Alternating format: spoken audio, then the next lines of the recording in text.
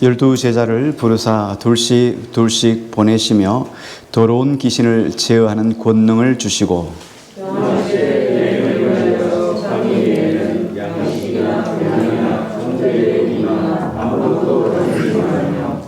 10만 신고 두 벌 옷도 입지 말라 하시고 또 이르시되 어디서든지 누구의 집에 들어가든지 그곳을 떠나기까지 금지하라.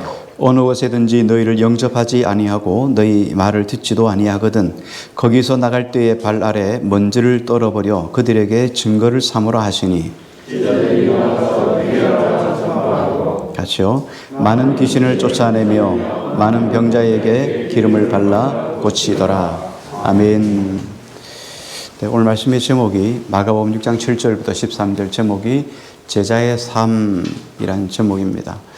이 말씀은 예수님께서 전도자의 삶을 살아가는 자들, 특히 말하면 제자들에게 주시는 주의사항입니다. 예수님이 둘씩 짝지어 내보내면서 그들에게 주의사항을 해주셨죠.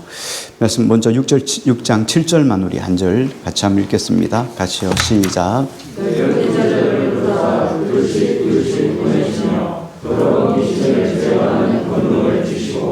예.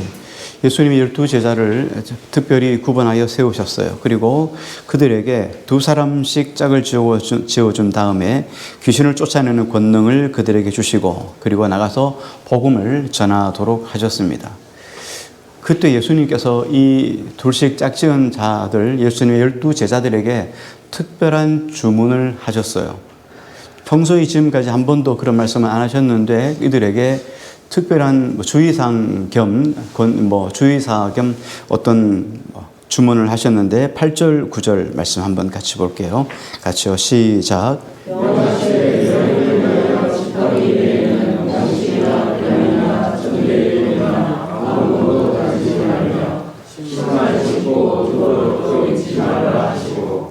예, 이 제자들에게 특별한 주문을 한 것이 바로 이거예요. 문자 그대로 직역해서 해석을 하면 이런 거예요. 자, 너희가 전도 여행을 나가는데 지팡이 외에는 양식이나 주머니나 전대의 돈이나 아무것도 가지지 말라. 지갑 있으면 돈도 채워 넣어야 되겠고, 그러니까 지갑 가지 말고 양식, 주머니 아무것도 가지지 말라. 두 번째, 신발만 신고 두 벌 옷도 입지 말라. 보통 신발은 여분으로 하나씩 더 가져가죠. 옷도 여분으로 가져가는데 신발, 옷 여분으로 가져가지 말라. 그러니까 어떻겠어요? 짐이 두 벌 옷도 없고 신발도 없고 지팡이만 있고 가진 것도 없으니까 얼마나 가벼운 차림이겠어요. 그러니까 일상의 삶 아주 단기간에 갔다 올 수 있는 그런 짧은 거리의 삶을 살아가는 이런 자처럼 전도자로 나가라 하는 거예요. 자, 그러면서 10절에 이렇게 말씀을 했죠. 10절 같이 한번 읽겠습니다. 시작.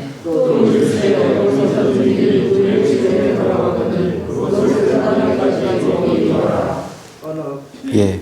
어떤 집이든지 이제 전도자가 가서 우리 이 집에 거하면서 이 동네에 복음을 좀 전하면 어떻겠습니까? 하면 들어오세요 하고 들어가게 됩니다. 그러면 들어가면 그 다음 집에서 우리 집에 오세요 라고 해서 자꾸 이렇게 저렇게 옮겨 다니지 말라는 거예요. 왜냐하면 옮겨 다니다 보면 자꾸만 계속 이렇게 옮겨 다니면 전도자도 신경을 쓰이고 그리고 집주인들에게 폐를 끼치게 되는 것이니까 옮기지 말라는 거예요. 그래서 불편한 마음이 들지 않도록 하라 하는 것이 예수님의 특별한 명령이었어요. 자, 이게 복음을 전하는 자들에게 주시는 주님의 특별한 주의 사항인데 근데 왜 주님께서 이런 말씀을 하시면서 제자들을 전도자로 파송을 했을까 하는 거예요. 주님의 의도가 뭘까? 주님의 이 말씀을 주시는 의도는 복음을 전하는 자들에게 주시는 말씀인데 복음을 전한 자들은 이 땅을 살아가면서 안정된 삶을 추구해서는 안 된다는 의미예요. 복음을 전하는 자는 두 벌 옷도 전대도 신발도 없잖아요. 그러니까 전도자로 나갔다는 것은 그곳에서 눌러 있지 않잖아요. 그러니까 불안정하죠. 다시 말하면 전도자는 안정된 삶을 이 땅에서 기대해서는 안 되는 사람들이다라는 의미가 먼저 결론이에요. 좀 더 영적인 의미로 생각을 해보면 전도자에게서 안정이라는 것이 뭘까? 여러분, 전도자로 살아간다는 것, 전도자에게서 안정이라는 건 뭘까요? 우리가 안정이라고 생각하면 다 일반적으로 세상이 주는 것이잖아요. 그러면 전도자에게서 이 땅에 살아가는 삶 속에서 전도자는 이 땅에서 주는 평안을 기대해서는 안 된다는 거예요. 이 땅에 주는 안정을 기대해서는 안 된다는 거예요. 다만 누구에게요? 하나님께로부터 오는 안정을 기대해야 된다는 거예요. 하나님이 주시는 것으로 먹고 하나님이 주시는 것으로 누리고 하나님이 주시는 것으로 살아가는 것이 전도자의 삶이다. 무슨 일을 하든지 어디에 있든지 어떤 것을 하든지 간에 하나님께서는 복음 전하는 자의 삶을 책임져 주십니다. 안 믿으시는가 본데. 안 믿어지시는가 봅니다. 예. 이제 나중에 아멘 하셔야 될 때가 있을 거예요. 이제 뒤쪽에 가서 다시 한번 여러분 아멘인지 한 번 더 알아서 제가 한번 질문을 더 드리겠습니다.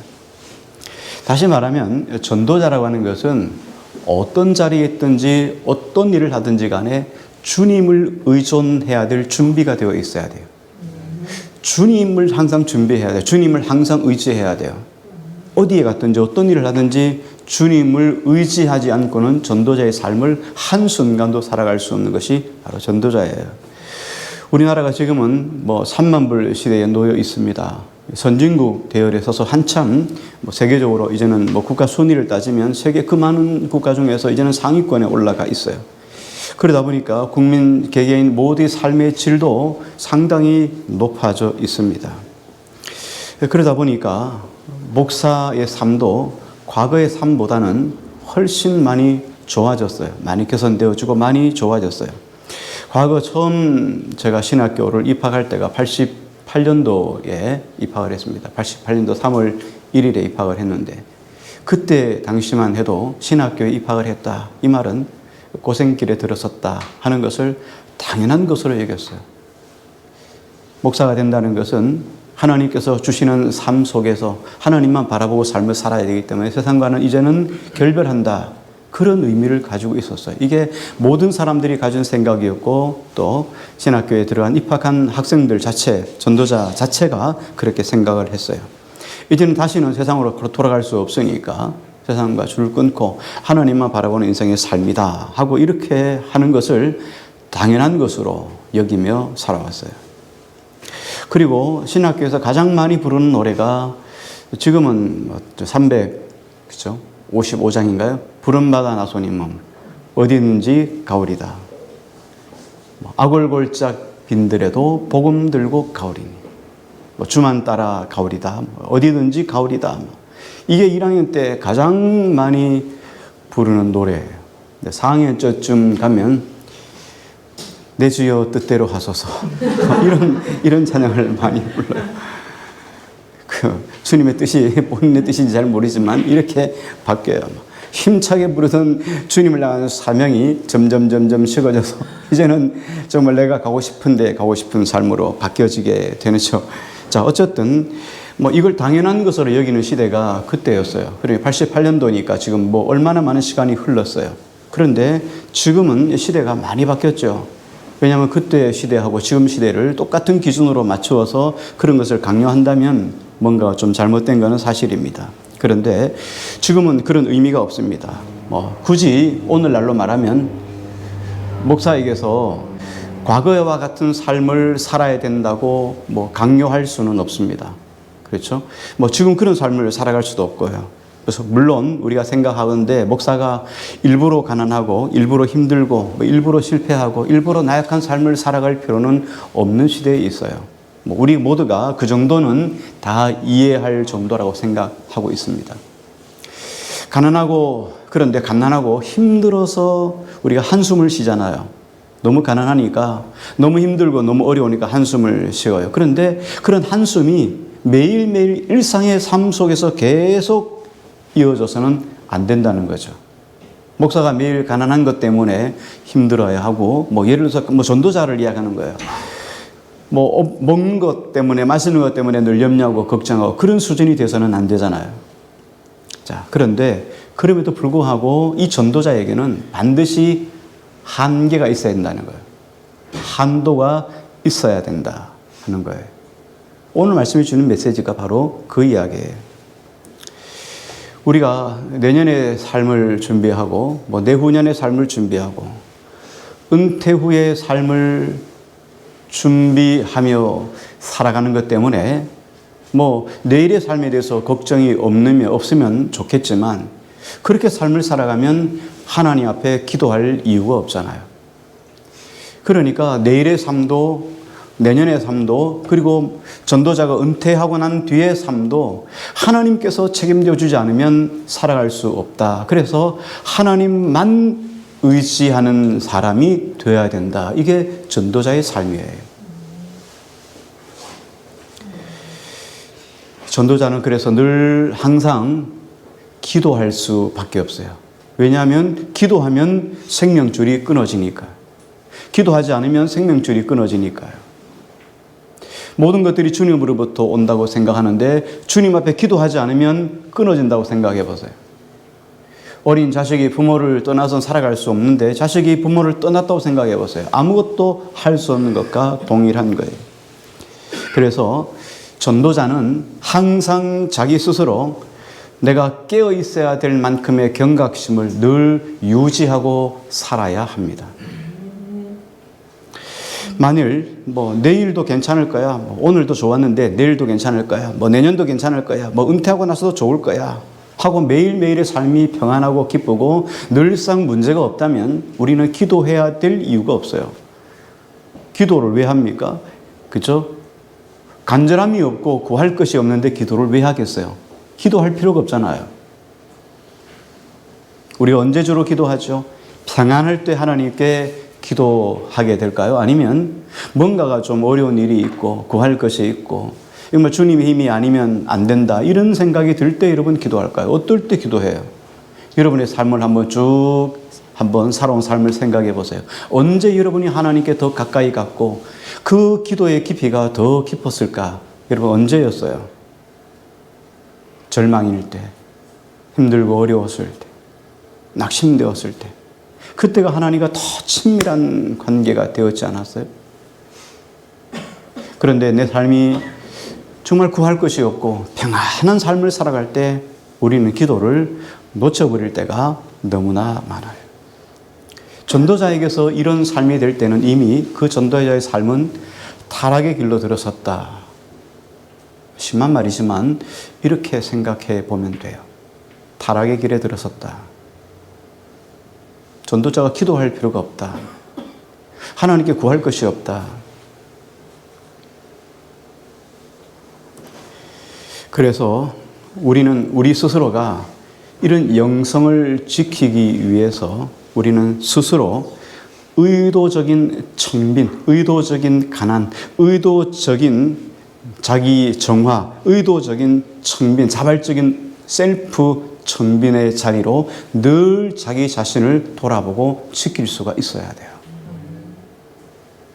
이걸 누가 해주지 않죠.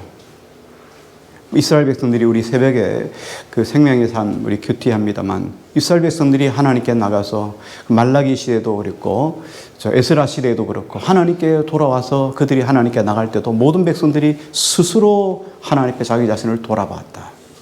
신앙은 어느 누구도 거기에 대해서 뭐 목사도 마찬가지지만 어느 누구도 거기에 대해서 여러분 지적질하지 않아요. 그렇죠? 신앙이라는 건 다 스스로 하는 거예요. 그렇죠? 여러분이 저인데 목사님 기도 좀 하세요. 뭐 이렇게 여러분 말씀하겠어요? 제가 여러분한테 장로님, 권사님, 집사님 기도 좀 하세요. 여러분 그렇게 말씀하겠어요? 저 그런 말을 절대 안 하죠. 그렇죠? 그런 말 하면 시험에 대본 들 거니까 그죠? 여러분이 저인데도 말해도 마찬가지예요. 이런 소리를 할 수가 없어요. 그러니까 신앙은 스스로 말씀 속에서 설교이든 여러분 성경을 읽든 하나님의 영성이든지 늘 스스로 자신을 여러분 점검하고 스스로 돌아봐야 돼요. 이게 없으면은 자기 신앙은 언제 어느 때 내가 나락에 떨어져 있는지 알 수 없는 시기가 돼요. 그런데 여기에 우리 한 가지 더 해서 그것을 우리가 어떻게 뭐 청빈이냐, 자발적 청빈이냐, 혹은 의도적인 청빈이냐, 뭐 이렇게 어떻게 부르냐, 이거보다 더 중요한 것이 하나 있는데 우리가 하나님의 힘을 의지할 수밖에 없을 정도의 영적인 긴장감을 우리가 항상 유지하고 살아야 한다는 거예요. 스스로 유지할 수 있어야 돼요.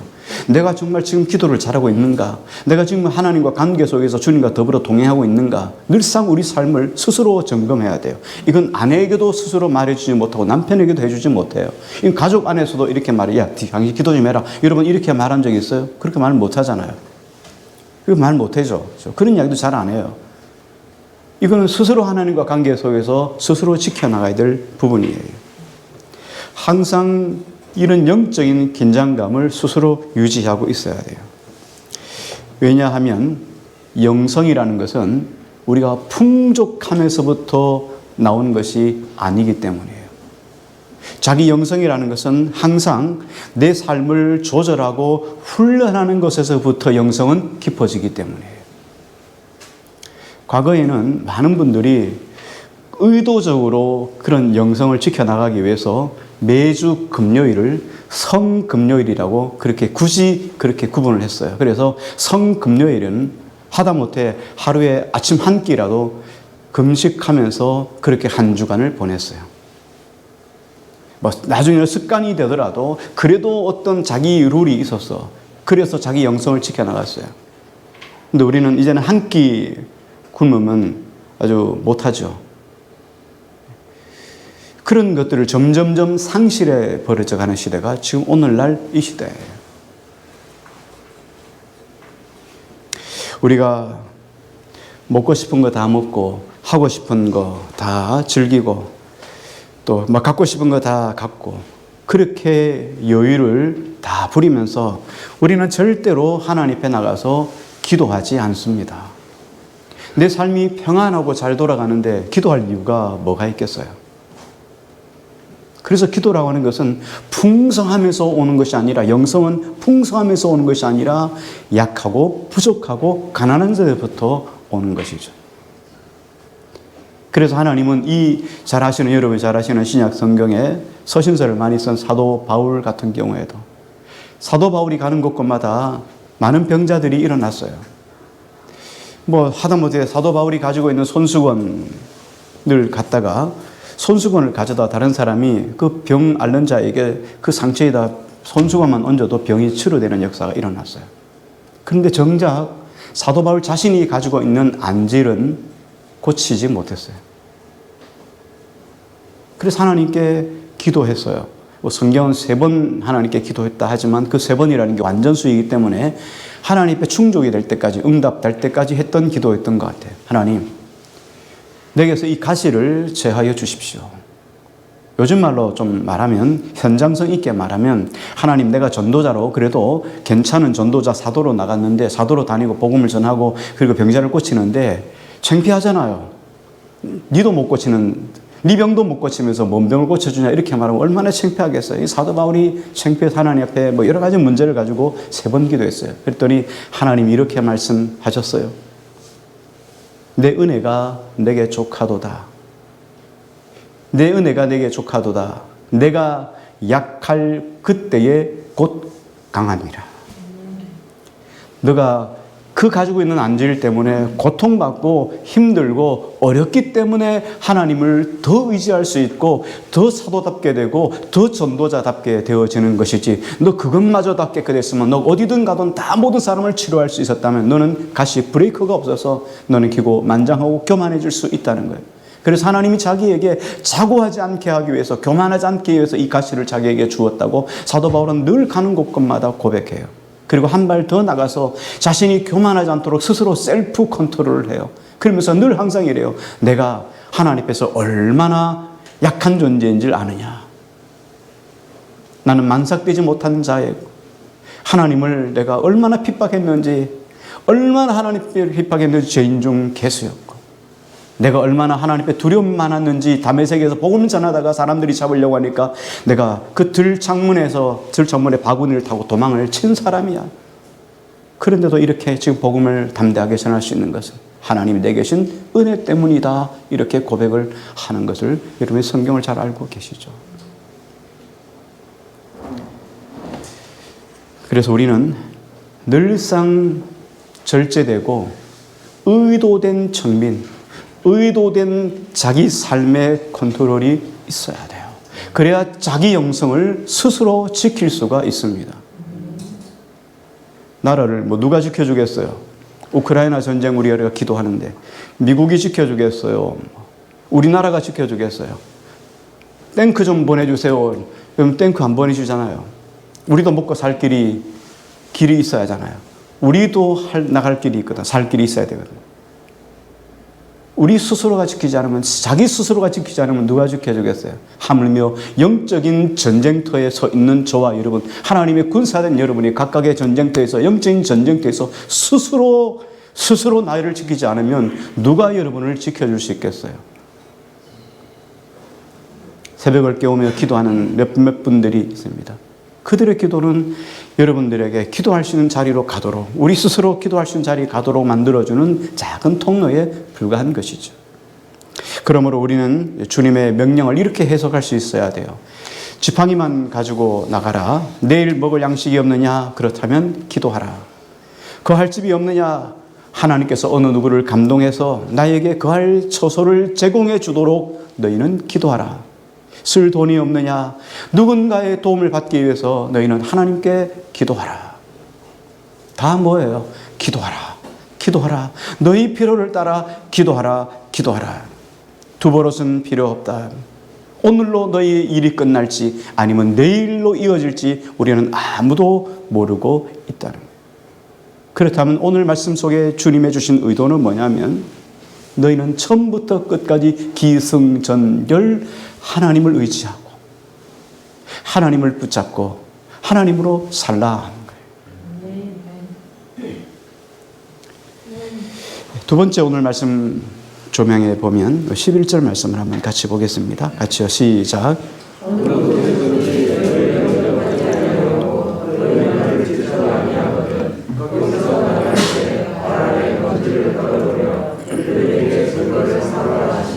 아멘.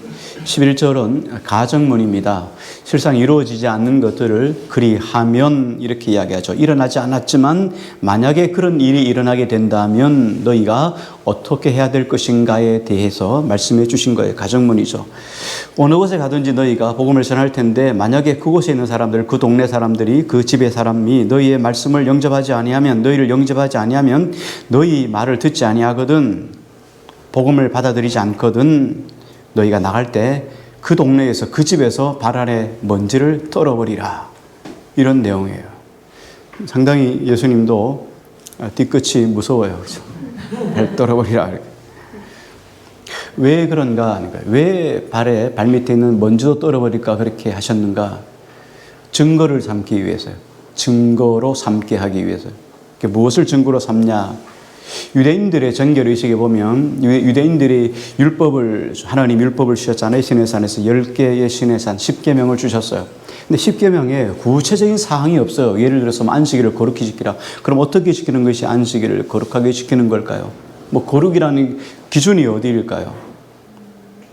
그러니까 거기에 이제 율법학자들이, 서기관들이 성경을 재해석했어요. 성경을 재해석한 것이 할라카라고 하는 것인데 613가지가 있어요. 그래서 뭐 예를 들어서 안식일에 뭐 이렇게 우리가 물건을 들 때 이게 한 1kg, 뭐 1kg가 되면은 이건 노동이다. 오리를 가면 그냥 괜찮고 오리를 넘어서면 노동이다. 그래서 성경에 보면 이렇게 말씀하죠. 예수님이 너희 뭐 오랫밤을 때로 왼밤을 내밀고 뭐 오리를 가져가면 십리를 가지고 이렇게 말하잖아요. 오리라고 하는 것은 이 유대인들이 가지고 있는 안식일 개념에서 딱 오리가, 여기가 적정선이에요. 오리를 넘어서면 노동이 되는 거예요. 그러니까 오리 가주는 자에게 십리까지 가주라. 뭐 예수님의 어떤 사랑에 대한 개념인데, 그게 뭐 그런 것들을 종합해 놓은 것이 거룩한 법, 혹은 할라카, 혹은 뭐 정결법이라고 이야기를 합니다. 그 정결법에 보면 이 유대인들이 이방인 지역에, 예를 들어서 이방인 지역에 볼 일이 있어 갔다가 나올 때는 항상 그 발에 먼지를 다 떨어요. 우린 이방인이 아니고 거룩한 백성이기 때문에 먼지를 다 떨어요. 이게 정결법이에요. 그런데 복음을 전하러 가서 복음을 전했는데 그들이 받아들이지 않았어요. 그러니까 발에 먼지를 떨어라, 이 말은 뭐예요? 그 지역 사람들은, 그리고 그 집 사람은, 그 사람들은 뭐와 같다고요? 이방인과 같이 여기라, 이 말이에요. 복음을 받아들이지 않았으니까 그들에게 어떻게 해요? 하나님께서 이방인과 같이 여기는 정결법으로 대처를 했습니다. 자, 오늘 여기 보면은 이 말씀 속에 있는 예수님의 논리는 아주 좀 간단합니다. 이런 의미예요. 전도자가 복음을 들고 보냄을 받았습니다. 이제 보냄을 받아서 그 지역 속에 들어가서, 그렇죠, 하나님의 권세를 받고, 여기 보면 귀신 쫓아내는 권세를 받았다 그러잖아요. 하나님의 권세를 가지고, 그리고 전도자로서 스스로 자기 청빈의 삶을 살며, 그래서 하나님의 주신 복음의 기회를 삼고 복음을 전할 때, 이런 완벽한 하나님의 때가 어디 있겠어요? 그런데 하나님의 복음을 받아들이지 않는 자는 어떻게 해요? 결국은 저주받는 거예요. 그리고 복음을 받아들이는 자는 어떻게 합니까? 구원의 기회가 되는 거예요. 그러므로 저주의 기회가 되느냐, 복음의 기회가 되느냐, 그 받는 사람들에게서 딸려 있는 거예요. 하나님이 이렇게 하나님 앞에서 자신의 삶을 천민으로 늘 유지하고, 또 하나님 앞에서 늘 깨어서 주님이 보내신 권세를 가지고 나가서 복음을 전했는데 사람이 안 받아들이면 누구의 잘못이에요?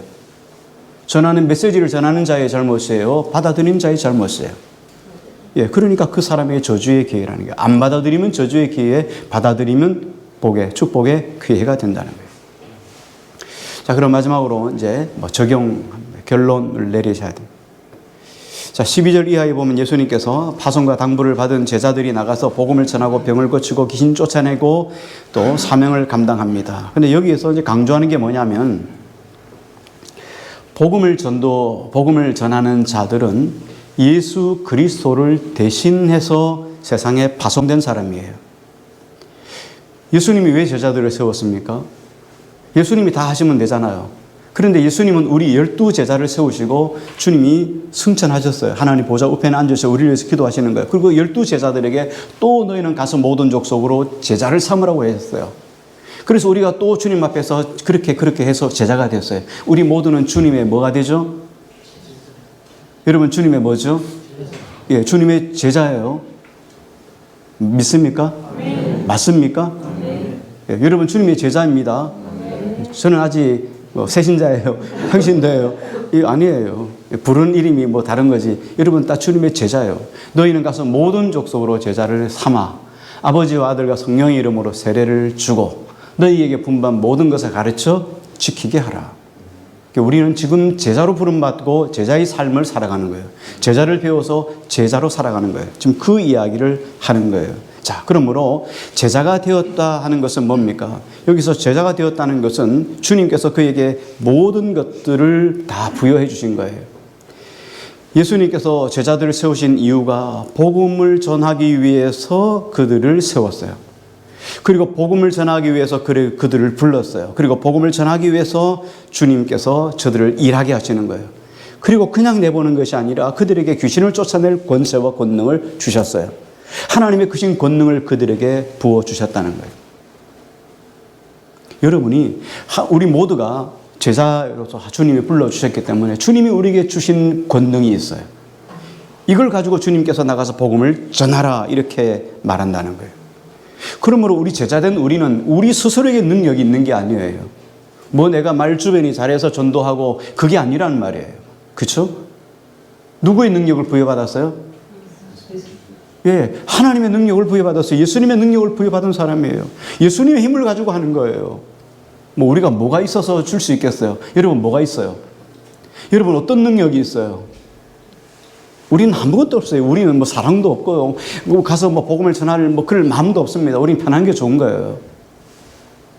근데 우리가 복음을 전하는 자로 전도자로 부름을 받았기 때문에 스스로 우리를 절제하고 나가서 주님의 주신 귀한 능력으로 나가서 복음을 전하는 거예요. 왜? 아까 이야기했잖아요. 주님이 주신 권세를 받고 스스로 셀프 컨트롤하고 스스로 정빈의 자리에 가서 이렇게 삶을 사는 자가 나가서 복음을 전할 때 그 지방 사람들이 복음을 받아들이지 않으면 어떻게 하라고요? 발에 먼지를 떨어버리라는 거예요.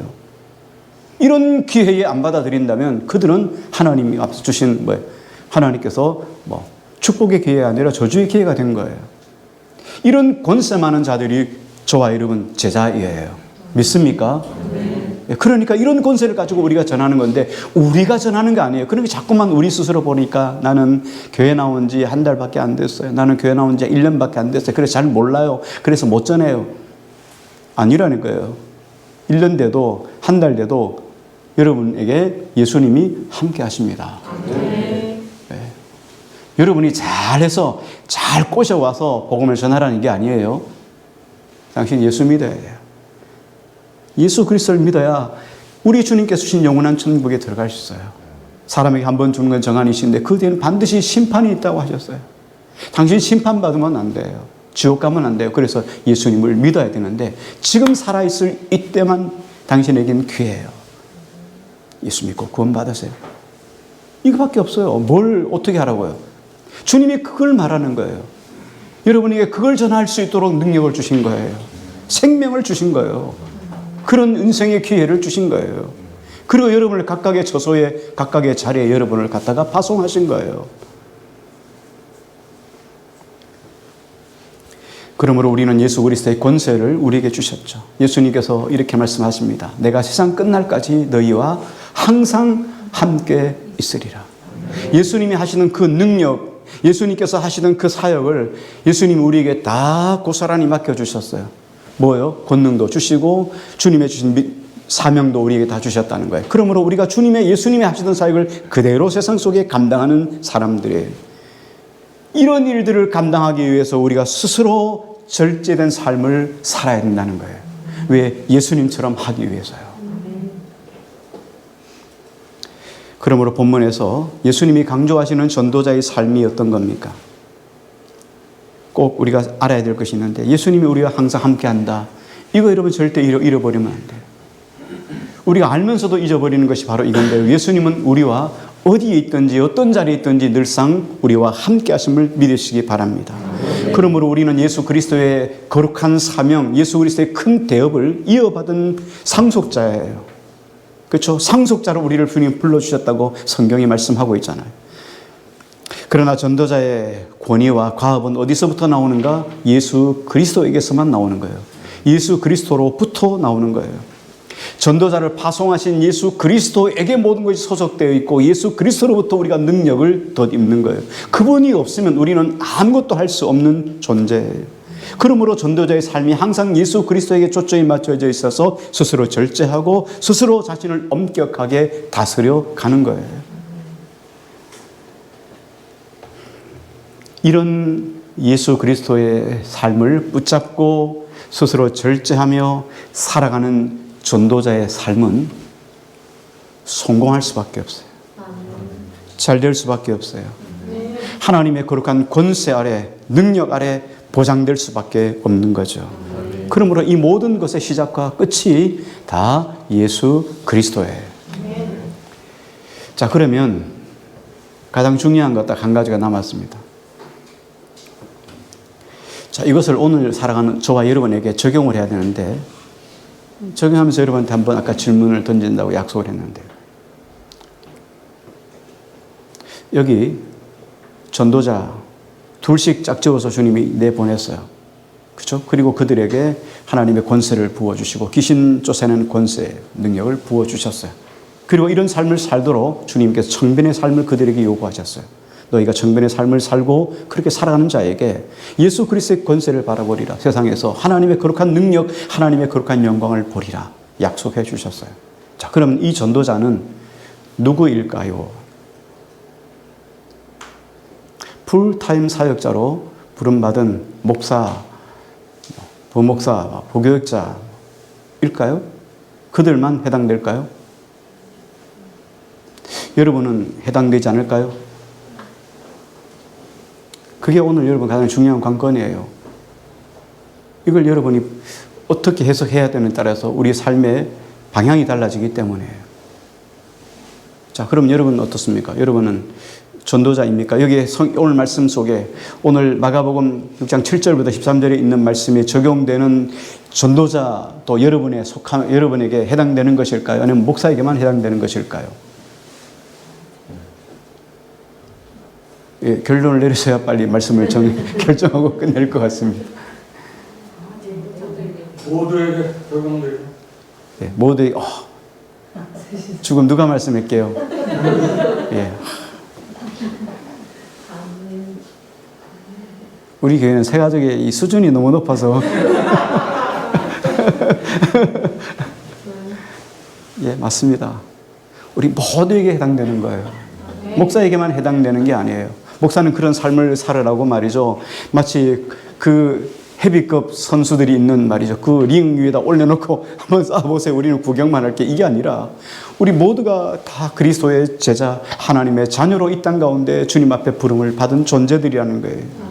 우리 모두에게서 이게 다 적용이 돼요. 우리는 예수 그리스도로부터 부름을 받은 사람이에요. 그렇다면 우리가 부름에 합당한 삶을 살아가는 것이 마땅한 사람들이에요.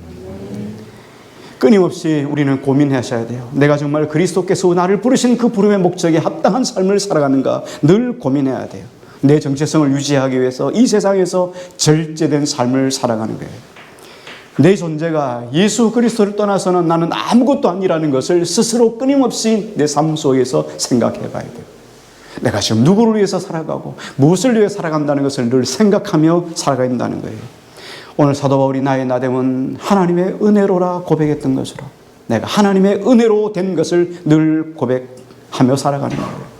하나님이 우리에게 이렇게 말씀하셨습니다. 너희는 이제 더 이상 종의 멍에를 매지 말라고. 이젠 자유함을 가지라는 거예요. 그런데 바울이 이렇게 이야기를 하죠. 내가 자유할 수 있지만 그 자유함을 예수 그리스도를 위해서 유보해 놓았다는 거예요. 내가 마음껏 할 수 있어요. 이 땅에서 여러분 마음껏 살아갈 수 있어요. 그러나 예수님 때문에 스스로 절제하고 그 자유를 스스로 포기하고 내려놓았다는 거예요. 이게 전도자의 삶이에요. 그래서 우리는 늘 염두에 두고 살아야 될 것이 있습니다. 아무도 여러분에게 신앙에 대해서 뭐라고 말하지 않아요. 그렇죠? 정말 여러분이 마찬가지예요. 여러분이 장로님들에게 또 오래된 권사님들에게 서로 상담하고 얼마든지 이룰 수 있어요. 그렇지만 중요한 건 여러분 잊지 마셔야 돼요. 여러분이 말하기 전에는 아무도 여러분의 신앙에 대해서 도움 주지 않는다는 거예요.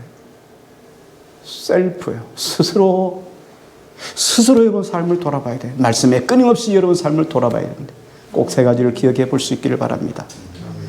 어떻게 해야 내가 주님의 가르침과 그리고 주님의 삶을 따라갈 수 있을까? 늘 여러분 염두에 둬야 돼요. 주님께서 인도하시는 삶이 있다면 주님께서 원하시는 방식이 있을 것 아니겠어요? 그러면 내가 어떻게 해야지만 주님께서 원하시는 방식 속의 삶을 살아갈 수 있을까를 늘 염두에 두라는 거예요. 두 번째는 내가 어디에 근거해서 내 정체성을 내가 세워갈 것인가 하는 거예요. 여러분의 정체성이 뭐예요? 예수 그리스도의 제자예요. 그렇다면 제자는 내가 하고 싶은 것, 내가 가고 싶은 것, 갖고 싶은 것 다 가지면서 내가 풍성한 삶을 위해서 풍성한 삶 속에서 내가 평안을 유지하면서 주님을 의지하는 사람이 아니라 약하지만 그 속에서 주님을 의지하는 매일매일의 삶 속에서 내가 할 수 있지만 자유를 다 누리지 않고 스스로 절제함으로 주님만 붙잡고 살아가는 존재에서 나의 정체성을 삼는 것을 기준으로 삼고 살아가는 사람들이라는 것 늘 기억할 수 있기를 바라고요. 또 한 가지는 내가 어떻게 살아야 주님의 부르심에 합당한 삶을 살아갈 것인가를 늘 염두에 둘 수 있기를 바랍니다. 이 질문을 계속하며 살아가다 보면 내 안에 하나님의 나라가 이루어지는 거예요. 이런 사람은 매일매일의 삶을 통하여 변화가 일어나기 시작해요.